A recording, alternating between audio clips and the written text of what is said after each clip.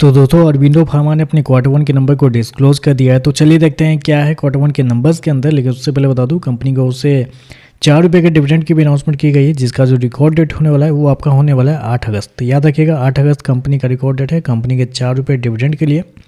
चलिए नंबर देखते हैं। डाटा मिलियंस में मैं आपको क्रोस में बता रहा हूँ।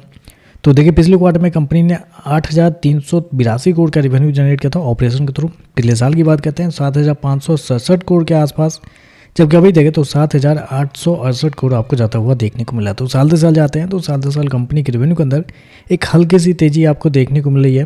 लगभग बोल सकते हैं 4% के आसपास का जंप है कंपनी के रेवेन्यू के अंदर साल से साल। जबकि क्वार्टरली बेस पे जाते हैं तो क्वार्टरली बेस पे कंपनी के रेवेन्यू के अंदर गिरावट आपको देखने को मिल रही है।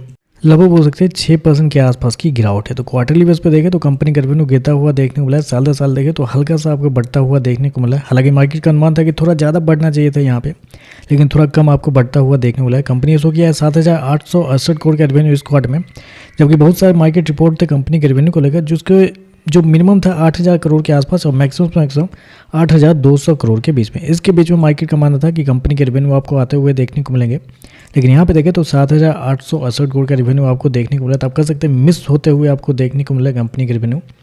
खर्चे की बात करते हैं तो देखिए पिछले क्वार्टर में कंपनी खर्चे 7,149 करोड़, पिछले साल 6,462 करोड़, जबकि अभी देखें तो कंपनी खर्चे 6,768 करोड़ आपको जाता हुआ देखने को मिला। तो खर्चे भी देखें तो खर्चे भी आपको ज़्यादा देखने को मिला है। मतलब रेवेन्यू आपका 4% के आसपास बढ़ा है साल दर साल, और खर्चे देखते हैं तो खर्चे आपको बढ़ते हुए देखने 5 से 6% के आसपास। तो खर्चे आपको ज़्यादा इस क्वार्टर में देखने को मिल रहा है।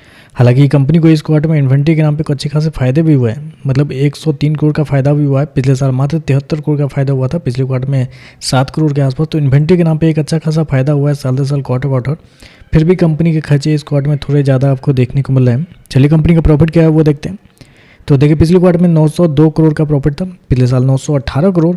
अभी देखें तो कंपनी का प्रॉफिट 824 करोड़ आपको जाता हुआ देखने को मिला। तो कंपनी का प्रॉफिट देखें तो आपको साल दर साल गिरते हुए देखने को मिल रहा है। लगभग बोल सकते हैं 10% के आसपास की गिरावट है कंपनी के प्रॉफिट के अंदर, जबकि आपका रेवेन्यू 4% के आसपास बढ़ा हुआ है साल दर साल। फिर भी कंपनी का प्रॉफिट आपको 10% गिरते हुए देखने को मिला है। जबकि क्वार्टरली बेस पे जाते हैं तो क्वार्टरली बेस पे भी कंपनी का प्रॉफिट के अंदर लगभग 9% के आसपास की गिरावट है। तो कंपनी का प्रॉफिट आपको साल दर साल क्वार्टर गिरते हुए देखने को मिल रहा है। कंपनी ने शो किया 824 करोड़ का प्रॉफिट इस क्वार्टर में, जबकि मार्केट का जो अनुमान था वो 900 करोड़ से लेकर 950 करोड़ के बीच में था। तो लेकिन यहाँ पे भी देखें तो मार्केट का अनुमान से कम आपको देखने को, रेवेन्यू प्रॉफिट दोनों आपको मिस होते हुए देखने को मिल रहा है। और ऐसे में अगर कंपनी के मार्जिन की अगर बात करते हैं तो पिछले साल कंपनी का मार्जिन था 12-13 यानी कि 12-13। पिछले क्वार्टर की बात करते हैं तो पिछले क्वार्टर में 10.77, जबकि इस क्वार्टर में देखते हैं तो कंपनी का मार्जिन 10.47 आपको जाता हुआ देखना। तो मार्जिन भी देखें तो आपको साल दर साल गिरते हुए देखने को मिल रहा है।